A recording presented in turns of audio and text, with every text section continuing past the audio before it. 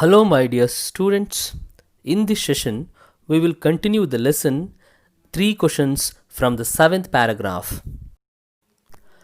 Forgive me, said the bearded man in a weak voice when he saw that the king was awakened. ರಾಜ ಎಚ್ಚರ ಇರುವುದನ್ನು ನೋಡಿ ಆ ಗಡ್ಡಧಾರಿ ವ್ಯಕ್ತಿ ತುಂಬನೇ ಮೃದು ಧ್ವನಿಯಿಂದ ನನ್ನನ್ನು ಕ್ಷಮಿಸುವೆಂದು ರಾಜನನ್ನು ಕೇಳಿಕೊಂಡ. I do not know you and have nothing to forgive you for, said the king. ನೀನು ಯಾರು ಎಂದು ನನಗೆ ಗೊತ್ತಿಲ್ಲ. ನಿನ್ನನ್ನು ನಾನು ಕ್ಷಮಿಸುವಂತಹ ತಪ್ಪು ನೀನು ಮಾಡಿರುವುದಾದರೂ ಏನು ಎಂದು ರಾಜನು ಆ ಗಡ್ಡಧಾರಿ ವ್ಯಕ್ತಿಯನ್ನು ಕೇಳ್ತಾನೆ. You did not know me, but I know you. I am that enemy of yours who swore revenge on you. Swear ಅಂತಂದರೆ ಪ್ರಮಾಣ ಮಾಡೋದು, ರಿವೆಂಜ್ ಅಂತಂದರೆ ಸೇಡ್ ತೀರಿಸ್ಕೊಳ್ಳೋದು. Because you put my brothers to death and seized my property. Seized ಅಂತಂದರೆ ವಶಪಡಿಸ್ಕೊಳ್ಳೋದು, property ಅಂತಂದರೆ ಆಸ್ತಿ. I had made up my mind to kill you on your way home, but the day passed and you did not return. So I left my hiding place. Hiding place ಅಂತಂದರೆ ಅವಿತುಕೊಂಡಿರುವಂತಹ ಜಾಗ. And I came upon your bodyguard who recognized me and wounded me. Bodyguard ಅಂತಂದರೆ ಅಂಗರಕ್ಷಕ. ಹೂ recognise ಅಂತಂದರೆ ಗುರುತಿಸೋದು. And wounded ಅಂತಂದರೆ ಗಾಯ. Me I escape from him but I should have died if you had not dressed my wound. I escape ಅಂತಂದರೆ ತಪ್ಪಿಸ್ಕೊಳ್ಳೋದು. I wish to kill you and you have saved my life. Save ಅಂತಂದರೆ ಉಳಿಸೋದು. Now, if I live, I will serve ಅಂತಂದರೆ ಸೇವೆ. You as your most faithful servant. Faithful servant ಅಂತಂದರೆ ನಿಷ್ಠಾವಂತ ಸೇವಕ. ನಾನು ನಿಮಗೆ ಗೊತ್ತಿಲ್ಲ, ಆದರೆ ನೀವು ನನಗೆ ಗೊತ್ತು. ನಾನು ನಿಮ್ಮ ಶತ್ರು.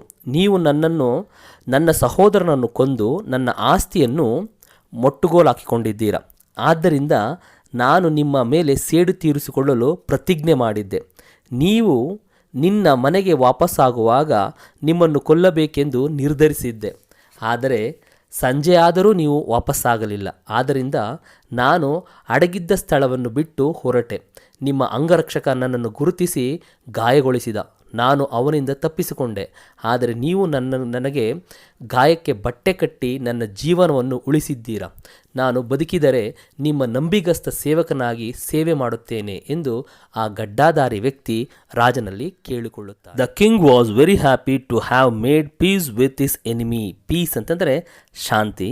So easily and to have won him over as a friend. Won ಅಂತಂದರೆ ಗೆದ್ಕೊಳ್ಳೋದು. Okay. He not only forgive ಅಂತಂದರೆ ಫರ್ಗೇವ್ ಅಂತಂದರೆ ಕ್ಷಮಿಸೋದು. ಹಿಮ್ ಬಟ್ ಆಲ್ಸೋ ಪ್ರಾಮಿಸ್ಡ್ ಅಂತಂದರೆ ಭರವಸೆಯನ್ನು ಕೊಡೋದು. To give back the man his property. ಒಬ್ಬ ಶತ್ರುವಿನ ಜೊತೆ ತುಂಬ ಸುಲಭವಾಗಿ ಶಾಂತಿ ಮತ್ತು ಸ್ನೇಹವನ್ನು ಮಾಡಿಕೊಂಡಿದ್ದಕ್ಕೆ ರಾಜನಿಗೆ ತುಂಬ ಸಂತೋಷವಾಗ್ತಾ ಇದೆ.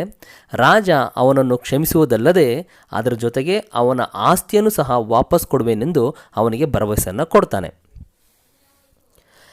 Leaving the wounded man, the king went out of the hut and looked around for the hermit. The king went up to the hermit and said, For the last time I beg ಅಂತಂದರೆ ಬೇಡ್ಕೊಳ್ಳೋದು.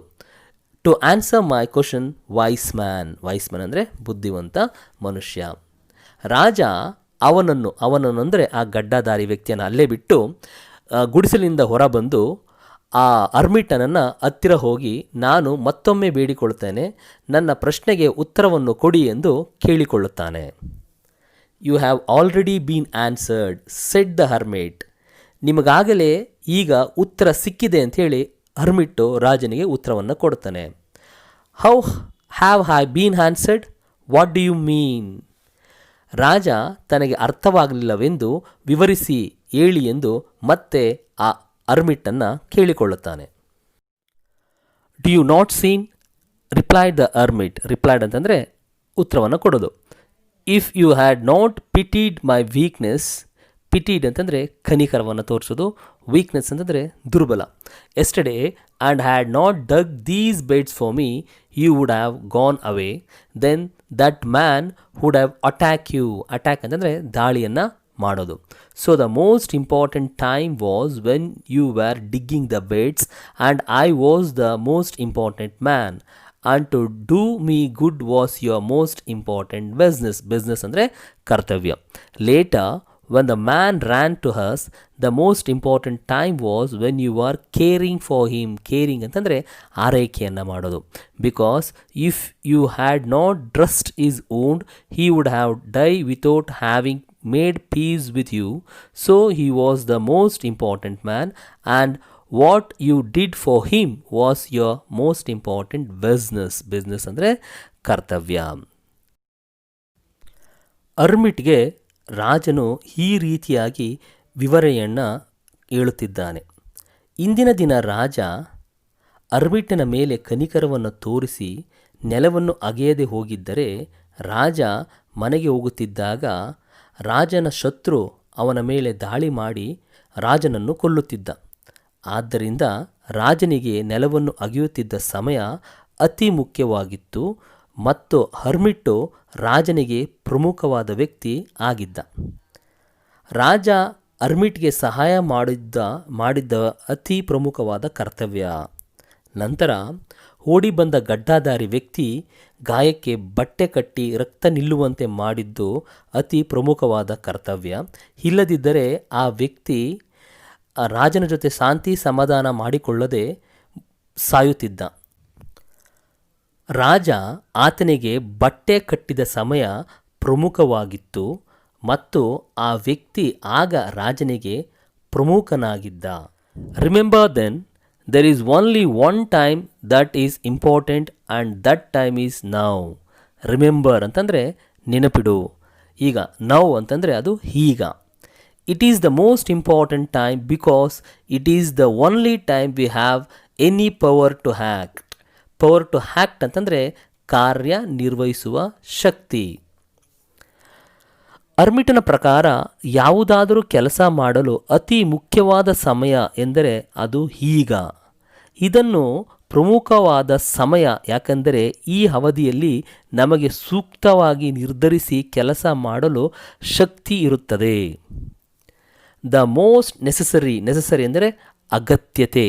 person is the person you are with at a particular moment. Particular moment ಅಂತಂದರೆ ನಿರ್ದಿಷ್ಟ ಕ್ಷಣ ಅಥವಾ ನಿರ್ದಿಷ್ಟ ಸಮಯ. The most important business is to do that person good because we are sent into this world for that purpose alone. Purpose ಅಂತಂದರೆ ಉದ್ದೇಶ.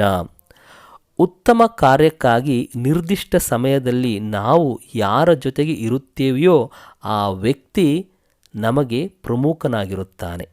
ಆ ವ್ಯಕ್ತಿಗೆ ಮಾಡುವ ಒಳ್ಳೆಯ ಕಾರ್ಯವೇ ಅತಿ ಮುಖ್ಯ ಕೆಲಸ.